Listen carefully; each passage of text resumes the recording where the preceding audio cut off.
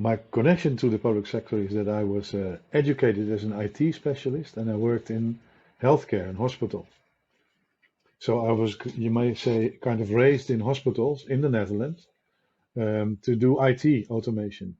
And parallel to that development, I also met Ellie Goldratt in 1985. And I thought at that time, well, if he can do it in a profit sector, in a factory where he came from, then maybe it's also possible to do that with patients in the hospital. So there was a connection, but it took me 20 years to find out that the connection between the theory of constraints and healthcare, in this case, but specifically healthcare, that it may work. And in 2005, I did my first implementation in the public sector. So we have a lot of experience working with people in the public sector, nurses, doctors, but also managers.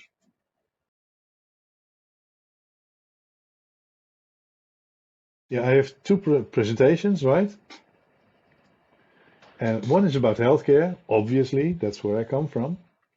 And the other one is about more in general about implementing the theory of constraints, constraint management in the service industry. And then you can think about IT companies or law firms or housing companies, but also healthcare companies, youth care, hospitals. The first presentation in healthcare is about how we increase patient flow in a hospital. And increasing patient flow in a hospital means that the patient has a shorter length of stay in hospital. So you will be discharged earlier, not sicker, but earlier. And there are, you may say, kind of common causes why patients get delayed in hospital. And if you find those, if you find the logic behind it, you can increase flow by 20 to 40%. We managed to increase flow on inpatient wards in hospitals by 40%, which means you have 40% beds left over. You can treat more patients. And you have to follow a kind of a standard implementation plan, implementation sequence, in order to be able to focus on the discharge of patients. And I can explain that in the presentation. And the other one is about the implementing the principles, the TOC principles in service industry. Because if you look at service industry, like an IT department, it's not about obviously a factory, but it's about service tickets, for instance, in a system. Those will also be delayed for mainly the same reasons all over the place. So if you find the logic behind the delay of tickets in an IT system, for instance, then you can build logic to focus on finishing those tasks on an earlier basis. And we do the same in housing companies. What about renting houses? Delays all over the place. Or even in lawsuits, delays all over the place. And there's logic behind the delay. So the service industry solution focuses on implementing those principles in the service organization, obviously.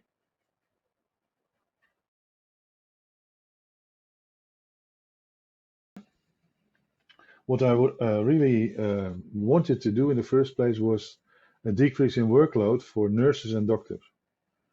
And well, I don't know how that is in Austria and Germany, but in Holland, the hospitals are very, very, very busy. And staff in these times is really short. So they're all very, very, very busy. And more people tend to become sick. So the leave for sickness is rising at this moment in Holland. So the first thing I wanted to do is to decrease the workload of nurses. And if you decrease the workload of nurses, then one of the consequences is that they can treat more patients. So my first focus was not on treating more patients, but decreasing workload. And as a result of that, what we saw is that the length of stay was decreasing as well. I don't know how that is in Austria and in Germany, but if you look at the current workload all over society, also in IT departments, but also in housing department, law firms, there's too much work, they say. Police departments, there's too much work. We need more staff, but there is not more staff. So huge problem. And I think in that area, TOC can really help. The way of thinking, the way of focusing, the way of managing your work, it really helps. Yeah. Very important, inspiring is people talking about their experiences, like Kristen Cox. Well, you know her. She is really inspiring about how what her experience is in public sector. That really helps people to listen to her and to try to, well, maybe copy her behavior, try to do the same. That's really, for me, that was inspiring. And I had a mentor when I started working in TOC for healthcare. It was Alex Knight from the UK. He is also a very inspiring person, and not only in talking about and instructing about using TOC in healthcare, but also in, well, everything around it, how he manages his company, how he manages people, how he manages himself. So very inspiring. Eli Goldratt was for me very inspiring, but well, he died obviously 10, 11 years ago. But I met him in 1985 in person, and he was really inspiring. And he also said, you have to find a way to implement these principles in the public sector.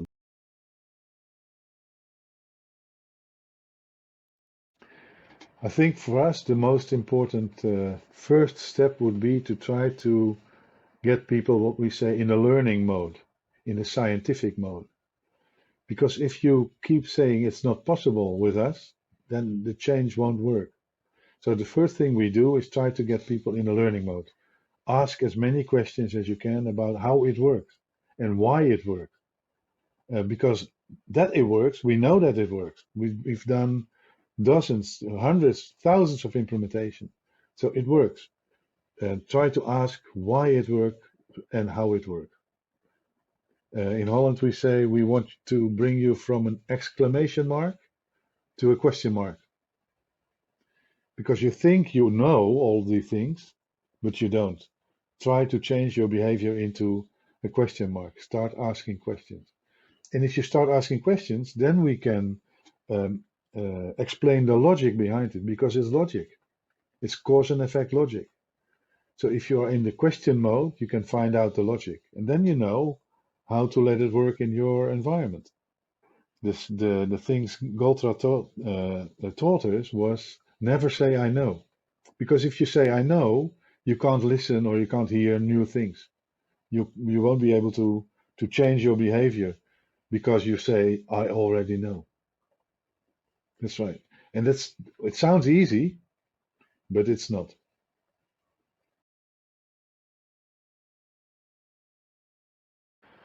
I think there are two things. I think first to meet people that have experience with this kind of change.